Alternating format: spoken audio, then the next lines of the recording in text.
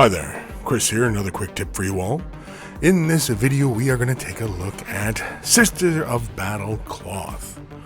And so as you can see here, we have our little Sister of Battle ready to go, and of course the cloth has already been given a base coat of Screamer Pink. And you can see the other areas of the model have already been completed and such, and so we're not going to be too worried about that stuff. We're just worrying ourselves about the cloth. To get us started, we're going to use some Screamer Pink with some Pink Horror. We are basically going to mix these in a 2-to-1 mix ratio. 2 Screamer Pink to 1 Pink Horror. As you can see, once we have it thoroughly mixed up on our palette, simply grab it, our base brush or detail brush, whichever brush you happen to be comfortable with, and begin laying in your initial highlights here. And basically what I'm doing is I'm catching the about 2/3 of the surface on each of the folds and bringing this color forward. Now, the reason why we did the color mixture is because basically we're just going to go for a straight up layering process on these folds. We are concentrating our brush strokes on the high points of each of the folds. Now, if you are not too sure what exactly is the high point on the fold, you can simply turn the model on its side, as it were, or to put it under a lamp and see where the light falls on the object. And that'll give you an indication as to what the high points are. And in fact, that can give you a really good indicator as to how you should be highlighting the model as well. For the most part, we just simply capture the high points, but that's not terribly realistic in a lot of senses, as things that are falling under shadow would be different tones and what have you. Pink Horror is next, and we're basically going to mix this into our mixture, basically making it roughly a 1-to-1 mix ratio.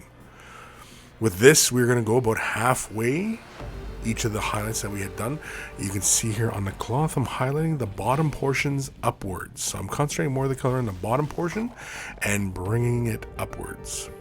On the sleeves, sort of a similar thing. I'm highlighting the outermost portion of the sleeve and then bringing the color in towards and getting less and less as we work our way further into the model. For the cloth on the back side, we are simply going to do more color along the bottom, and as well as kind of the high points on the hips and everything like that. Basically, it's a bit more of a stylized approach to the highlights, but I often find it's probably the easiest way to highlight these miniatures without going for any kind of particular kind of highlighting scheme, zenithal or edge or anything like that. Next, we're going to take some simple Emperor's Children, and basically we're going to just edge highlight these final portions here. This is a very tiny highlight.